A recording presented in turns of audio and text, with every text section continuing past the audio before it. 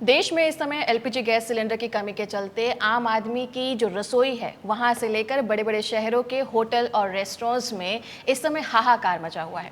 चेन्नई, मुंबई, बेंगलोर और ऐसे दूसरे शहरों में जहां बड़े रेस्टोरेंट्स बंद होने की कगार पर हैं, वहीं दिल्ली और नोएडा में गैस एजेंसीज के बाहर एक लंबी लाइन लग चुकी है। ब्लैक में मिलने वाला सिलेंडर भी इस समय दुगनी कीमत पर बढ़ रहा है। तो इस वीडियो में आज हम बात इस पर तो करेंगे ही कि आखिर ये समस्या क्यों पनपी है, साथ ही इस पर भी बात करेंगे कि सरकार इस पर अपना क्या स्टेप उठा रही है। नमस्कार, मैं हूं डिम्पिका और आप देख रहे हैं खबरगांव। इस समय मेरे साथ है हिमांशु। सबसे पहले तो ये बताएंगे कि आखिर ये समस्या पनपी कैसे? तो देखिए डिम्पिका, इसका सबसे मुख्य कारण ईरान युद्ध ही है। वहाँ पे एक देश है कतर। तो जब ईरान ने अपना वापस से अटैक करना शुरू किया तो उसने कतर को भी हिट किया। कतर एक ऐसा देश है जो सबसे ज़्यादा दुनिया में सबसे ज़्यादा एलएनजी का प्रोडक्शन यही होता है, liquefied natural gas. Natural gas ही होता है, इसको बहुत ज़्यादा ठंडा करके कंप्रेस कर दो तो ये लिक्विड बन जाता है, जिससे इसको ट्रांसपोर्ट आसानी से किया जा सके। तो कतर ही वो देश है जो सबसे ज़्यादा इसका प्रोडक्शन करता है। प्राकृतिक गैस है जिससे आप प्रोपेन निकलता है, ब्यूटेन निकलता है, मीथेन निकलता है, जिससे आप प्रोपेन और ब्यूटेन को मिला के आप एलपीजी भी बना सकते हैं। तो कतर ने ये कहा था कि अगर ईरान मुझ पे या फिर मेरी ऑयल रिफाइनरीज पे या बाकी चीज़ों पे अटैक करेगा तो मैं एलएनजी का प्रोडक्शन बंद कर दूंगा। और हुआ भी यही। 6 मार्च को कतर ने अपना एलएनजी का प्रोडक्शन बंद कर दिया। तो यानी कि दुनिया का जो सबसे बड़ा देश है जो एलएनजी दूसरे देशों तक पहुंचाता है, उसने प्रोडक्शन बंद कर दिया।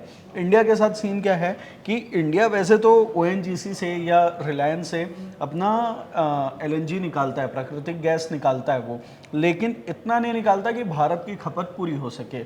भारत भी दूसरे देशों की तरह कतर पे डिपेंडेंट है। ऐसा नहीं है कि पूरा प्रोडक्शन कतर से आता है। 40 से 50-60% तक जो आयात है वो कतर से होता है, बाकी फिर यूएई से होता है, यूएस से होता है, ऑस्ट्रेलिया से होता है, लेकिन जो मेजर अमाउंट है वो कतर से आता है। अब कतर ने प्रोडक्शन बंद कर दिया। यूएई जो देश है वो भी वो हॉर्मुज स्ट्रेट के पास ही है, और ये जो युद्ध जो चल रहा है उसमें वो भी एक तरीके से भुक्तभोगी है, तो उसने भी अपना सप्लाई बंद करके रखा हुआ है। तो इस कारण भारत में अच्छा खासा शॉर्टेज खड़ा हो गया है एलएनजी का। एलएनजी से बहुत सारी चीज़ें बनती है, प्राकृतिक गैस आती है, तो हम एलपीजी नहीं बना पा रहे हैं इसके कारण। तो ऐसा नहीं है कि हमारे पास सप्लाई पूरी बंद हो चुकी है, लेकिन जो एक तरफ से जो आता था, जो सबसे बड़ा सप्लाई हुआ करता था, वो अभी रुक गया है।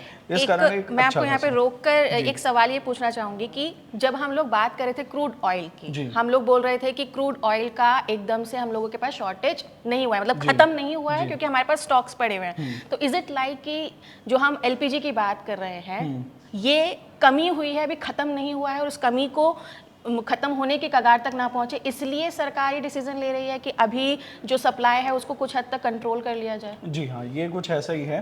देखिए, जो क्रूड ऑयल है, क्रूड ऑयल भी भारत करीब 40 देशों से क्रूड ऑयल लेता है। इसका एक बढ़िया राज्यसभा में हाल ही में एक, जो आपके पास इसका कागज भी है, जॉन ब्रेटाज हैं, ये सीपीआईएम के सांसद हैं। इन्होंने राज्यसभा में एक अच्छा सवाल किया था, सरकार से पूछा था कि आप किन किन देशों से क्रूड ऑयल, पेट्रोलियम या पेट्रोलियम प्रोडक्ट्स मंगाते हैं, उसकी हमें जानकारी दीजिए। तो सरकार ने इतनी शातिरता से इसमें ये लिख दिया था कि crude oil from 41 countries including new supplies like USA, Nigeria, Angola, Canada, Colombia, Brazil and Mexico. तो एक्चुअल में पूछा ये गया था यहाँ पे, जब ये जो आप शॉर्टेज की बात की थी तब पूछा ये गया था कि भाई आप बता दो कि ईरान से नहीं आ रहा है, रशिया का दिक्कत हो रहा है जो यूएस ने कहा था उसके कारण, तो आप कहाँ कहाँ से ले रहे हैं। लेकिन सरकार ने बस कह दिया कि हम 41 देशों से लेते हैं, किस देश से कितना लेते हैं, कहाँ से क्या आता है, ये कोई जानकारी सरकार ने नहीं दी थी। इस कारण अभी पिछले एक हफ्ते पहले देश में ऑयल का ही दिक्कत हो गया था। ऐसा लोगों को भ्रम फैल गया था कि ऑयल की दिक्कत होने लगेगी। फिर 6 मार्च को इंडियन ऑयल ने एक स्टेटमेंट जारी करके कहा कि हमारे पास कोई दिक्कत नहीं है। ऐसे ही हालात अभी भी देखने को मिल रहे हैं। देखिए, क्रूड ऑयल का सबसे अच्छा चीज़ बताना मैं आपको, हमारे भारत देश में इतनी सारी ऑयल रिफाइनरीज है। रिलायंस का है जो जियो का अपना जो देता है, फिर रिलायंस का जियो के नाम से भी, और एक रिलायंस का अलग से ही है।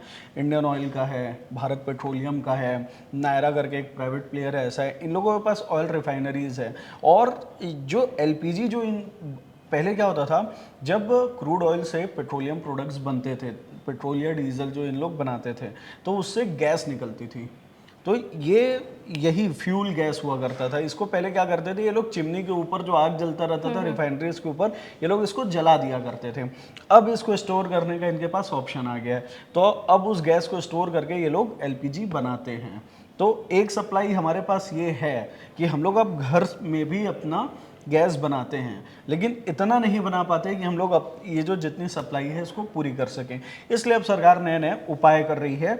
ऐसा नहीं है हालात कि अभी पूरे ख़त्म हो गए हैं। सरकार ने अभी मतलब आज में भी, कल में भी लगातार 1-2 दिन से सरकार ये कह रही है कि हमारे पास कोई दिक्कत नहीं है। अभी कुछ देर पहले ही आप मतलब अगर आपके पास गैस कनेक्शन है और अगर आप रजिस्टर्ड कस्टमर हैं, आपका नंबर रजिस्टर्ड है, तो हो सकता है कि आपको भी आपके जो गैस सप्लाई कंपनी है उसने मैसेज किया होगा। जैसे HPCL का हमने आपको बताया था, इसके पहले एक वीडियो मैंने और निखिल ने किया था, उसमें ऐसे अलग अलग जो इंडियन हैं वो लोग अपने अपने कस्टमर को मैसेज कर रही हैं कि दिक्कत नहीं है, सप्लाई है हमारे पास सिलेंडर है, आप हड़बड़ाइए नहीं। सरकार यही बार बार सरकार की ये दलील है या फिर विशेषज्ञों की ये दलील है कि दिक्कत इस चीज़ से हुई है कि लोगों के अंदर ये भ्रम फैल गया है कि क्या बोलते हैं गैस की सप्लाई खत्म हो जाएगी, तो अब लोग जाके गैस सिलेंडर के लिए लाइन लगा रहे हैं। लेकिन इसमें अपने को समझना ये भी है कि दिक्कत तो है, मतलब आने वाले तो समय है। में अगर इसी तरीके हाँ, से लड़ाई क्योंकि चलेगी तो दिक्कत और दिक्कत तो है, क्योंकि मतलब सरकार ने आज ही जो नोटिफिकेशन जारी किया है और सरकार ने एसेंशियल कमोडिटी एक्ट लागू कर दिया है। तो देखिए, चलिए मैं आपको सिलसिलेवार तरीके से बता देता हूँ कि अब तक सरकार ने इसको लेके क्या क्या किया है। पहले तो जब 6 मार्च को कतर ने प्रोडक्शन बंद किया था, तो उसके बाद सरकार ने सबसे पहले, अगर इंटरनेशनल मार्केट में बात की जाए तो एलपीजी के जो दाम है ना, एलएनजी के दाम जो हैं वो ऑलमोस्ट 2 गुने हो चुके हैं। अच्छा। लेकिन भारत में उतना असर नहीं पड़ा है क्योंकि सरकार खुद से वो पैसा थोड़ा वहन कर रही है। लेकिन 7 मार्च को सरकार ने घरेलू सिलेंडर के दाम 60 रुपये बढ़ा दिए थे, और जो कमर्शियल सिलेंडर होता है जो थोड़ा बड़ा होटल रेस्टोरेंट्स वालों को मिलता है, उसके दाम करीब 115 से 116 रुपये बढ़ा दिए थे। यानी कि अब 916 रुपये दिल्ली के दाम का बात करें तो 916 रुपये का एक सिलेंडर मिल रहा है। लेकिन अभी आज की तारीख में ब्लैक मार्केट में बात करें तो 1500 रुपये तक एक सिलेंडर बिक रहा है। और इसका सबसे बड़ा कारण यही कहा जा रहा है कि फ़ायदा उठा रहे हैं लोग इसका। मतलब आप लोगों के अंदर हड़बड़ाहट हो गई है, घबराहट फैल गई है कि मिलेगा नहीं मिलेगा, मिलेगा नहीं मिलेगा, इसलिए लोग एक्स्ट्रा पैसे देकर भी खरीदने को तैयार हैं। दूसरा चीज़ सरकार ने इसका वो ये किया था कि सरकार ने, देखिए, गैस बुकिंग की एक तारीख तय है कि आप 25 दिन में दूसरा सिलेंडर बुक कर सकते हैं, लेकिन इसको सख्ती से कोई नहीं मानता है। आप फ़ोन कर दें, आम दिन है, ऐसे ही आप फ़ोन कर देंगे तो लोग आपका नंबर लगा देते हैं। लेकिन सरकार ने अब इसको सख्ती से लागू कर दिया है। आज आपने एक बुक किया है, अब अगला सिलेंडर आप 25 दिन बाद ही बुक कर सकते हैं उस अकाउंट से। आपके पास 2 अकाउंट है, 3 अकाउंट है, वो अलग बात है, लेकिन एक अकाउंट से आप 25 दिन बाद ही बुक कर सकते हैं। सरकार ने इसको सख्ती से लागू कर दिया है। दूसरा चीज़ है कि सरकार ने जो हमारे देसी रिफाइनरीज हैं, जैसे मैं आपको बता रहा था कि रिलायंस के पास है, भारत पेट्रोलियम है, इन लोग के पास, नायरा के पास है, इन लोग को कहा है कि जो आप लोग के पास वो जो एक्स्ट्रा गैस जो नहीं बच जा रहा था, उससे अब एलपीजी का इस्तेमाल, उस गैस का इस्तेमाल से अब एलपीजी बनाएंगे। मतलब जो चीज़ वेस्ट हो रही थी उसका सही इस्तेमाल करना है। उसको होता क्या था कि इन लोग अब उस गैस को ना अलग अलग तरीके से बेच रहे थे। जैसे कि गैस का इस्तेमाल मैं आपको बहुत बताता हूँ, खाद बनता है, खाद में अमोनिया की ज़रूरत होती है, तो ये नेचुरल गैस से अमोनिया के ज़रिए खाद बनाने में मदद मिलती है। चाय को पकाने के लिए जो चाय के बागान होते हैं वहाँ पे भी गैस का इस्तेमाल होता है, प्राकृतिक गैस की ज़रूरत पड़ती है। तो ये रिफाइनरीज वो गैस को वहाँ भी बेचा करती थी, सिर्फ एलपीजी नहीं बनाती थी। तो अब सरकार ने कहा है कि वो सारे काम ऑलमोस्ट आप बंद कीजिए, आप एलपीजी बनाइए, हमारी प्रायोरिटी यही है। फिर ये एसेंशियल कमोडिटी एक्ट लागू कर दिया है सरकार ने आज। तो एसेंशियल कमोडिटी एक्ट क्या होता है डिम्पिका? सरकार एक तरीके से किसी भी वस्तु पे ना उसको अपने रेगुलेशन के अंडर ले सकती है। मतलब अगर किसी चीज़ का शॉर्टेज हो रहा है, दूध का शॉर्टेज हो रहा है या फिर गैस का भी शॉर्टेज हो रहा है, पेट्रोल का शॉर्टेज हो रहा है, तो अभी सरकार ने गैस को एसेंशियल कमोडिटी एक्ट के अंडर चालू कर दिया। 1955 का कानून है ये। अब ताकि इसकी कालाबाजारी ना हो सके, इसके जमाखोरी ना किया जा सके, तो अब सरकार ने इसी एक्ट को लागू किया है। इससे सरकार को अधिकार मिल गया है कि वो गैस की सप्लाई किसे देगी ये वो तय कर ले। तो सरकार ने यही तय कर लिया है अब कि अभी सबसे पहला उपयोग घरेलू उपयोग के लिए करना है। दूसरा चीज़, हॉस्पिटल या एजुकेशनल इंस्टीट्यूट है, वहाँ पे अगर गैस का इस्तेमाल हो रहा है तो इन्हें सबसे ज़्यादा प्रायोरिटी दी जाएगी। एक्चुअल में इसको 4 कैटेगरी में बांट दिया गया जी। है ये कि जो गैस की सप्लाई है वो घरेलू इस्तेमाल के लिए हॉस्पिटल और एजुकेशनल इंस्टीट्यूट को 100%, अभी तक उनको जितना चाहिए था उतना दिया जाएगा। लेकिन खाद बनाने की फैक्ट्रीज को जो सप्लाई मिल रही थी उसको 100% जो मिल रहा था, अगर 100 किलो आपको दे रहे थे तो अब आपको 70 किलो ही देंगे, 70% सप्लाई किया गया है। ऐसे ही किया गया है नेशनल ग्रिड से जुड़ी चाय फैक्ट्रियों के लिए, उन लोग के लिए भी उनकी खपत का 80% गैस अभी मिलेगा उनको, क्योंकि क्राइसिस में है अभी ये चीज़। होटल, रेस्टोरेंट और छोटे कारखाने जैसे मैं आपको हमने बताया था कि जैसे टाइल का जैसे कोई फैक्ट्री है जो आप बता रही थी, टाइल की फैक्ट्री में क्या होता है, टाइल को पकाना पड़ता है। तो टाइल को पकाने के लिए पहले क्या होता था कि पहले भट्ठी से ही पकाया जाता था लकड़ियों की, लेकिन फिर सेफ्टी नॉर्म्स आए और फिर पर्यावरण प्रदूषण को देख के गैस का इस्तेमाल किया जाने लगा। तो अब क्या है कि जैसे इन जैसे छोटी फैक्ट्रियों को उनकी ज़रूरत का 80% ही सप्लाई होगा। सरकार ने एक ये भी मतलब स्टेप ले लिया है कि इन लोगों को भी अब इनका हिस्सा कम करता जाएगा। अभी जो सबसे लेटेस्ट अपडेट आया है वो इंडियन ऑयल की तरफ से आया है। इंडियन ऑयल ने ये कहा है कि जो नॉन डोमेस्टिक सेक्टर है, मतलब उसने आदेश जारी कर दिया एक तरीके से इंडियन ऑयल मतलब सरकार ने ये कह दिया है कि घरेलू इस्तेमाल, हॉस्पिटल और एजुकेशनल इंस्टीट्यूट, सिर्फ उन्हीं को हम अभी देंगे एलपीजी, और जो नॉन डोमेस्टिक प्लेयर्स हैं, ठीक है, मतलब जैसे कि आप होटल रेस्टोरेंट ही मान लीजिए या ये कंपनी है, उन लोगों को अभी हम नहीं देंगे। अगर आपको चाहिए तो आप हमें एप्लीकेशन दीजिए। उन्होंने बाकायदा 3 मेल आईडी दी है, उसमें उन्होंने कहा है कि आप हमें एप्लीकेशन दीजिए, हम जितने ऑयल मार्केटिंग कंपनी हैं उनके एग्जीक्यूटिव डायरेक्टर की एक कमेटी बनाएंगे और वह एग्जीक्यूटिव डायरेक्टर ये तय करेंगे कि आपको सच में गैस की ज़रूरत है या नहीं है, उसके बिना भी आपका काम चल जाएगा या नहीं चल जाएगा। तो अभी तो मौजूदा अब हालात यही हैं कि सरकार सिर्फ घरेलू इस्तेमाल के लिए, मतलब जितना प्राकृतिक गैस देश में आएगा या जितना हम प्रोडक्शन करेंगे उसका इस्तेमाल घरेलू इस्तेमाल के लिए ही होगा, हॉस्पिटल और एजुकेशनल इंस्टीट्यूट के लिए ही होगा।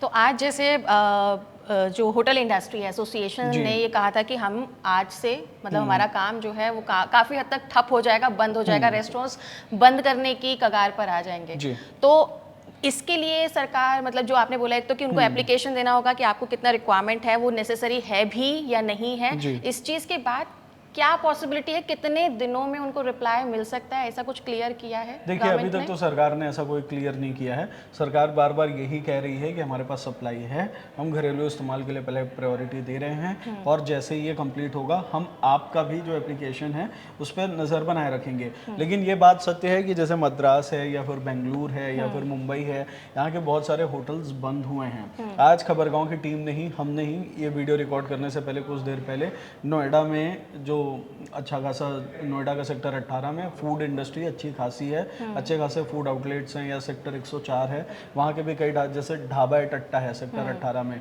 वहाँ हमने फ़ोन करके जानकारी लेनी चाहिए थी तो उन्होंने बताया था कि उनके पास 1-2 सिलेंडर अभी मौजूद है, उनके पास अब बैकअप में कोई सिलेंडर नहीं है। अच्छा। तो और उन्हें मिल भी नहीं रहा है। ठीक है, अब उनका ये सीन है कि जब तक ये सिलेंडर रहेगा, अब नहीं मिलेगा तो क्या करेंगे पता नहीं। अब उनका कहना है कि हम दूसरे ऑप्शंस भी देख रहे हैं, जैसे कि इलेक्ट्रिकल इंडक्शंस होते हैं या माइक्रोवेव्स होते हैं, उसके ज़रिए वो बनाने की कोशिश करेंगे, लेकिन उनका डर है कि शायद उनको अपना मेन्यू लिमिटेड करना पड़े। जैसे कुछ मुंबई का जो होटल और रेस्टोरेंट संघ है, उन्होंने आज सुबह ही सरकार को एक लेटर दिया था, उसमें उन्होंने बताया था कि मुंबई शहर के करीब 20% जो फूड आउटलेट्स हैं वो गैस की कमी के कारण ही बंद हो गए हैं, उनके पास गैस ही नहीं है। ऐसा ही कुछ लखनऊ में भी देखने को मिल रहा है। तो हालात ख़राब हो रहे हैं, लेकिन क्या सच में गैस की सप्लाई इतनी इशू हो रही है? क्योंकि हमने सेक्टर 104 में एक हथेकिया करके रेस्टोरेंट है, वहाँ से हमने बात की तो उन्होंने कहा था कि इशू हो रहा है।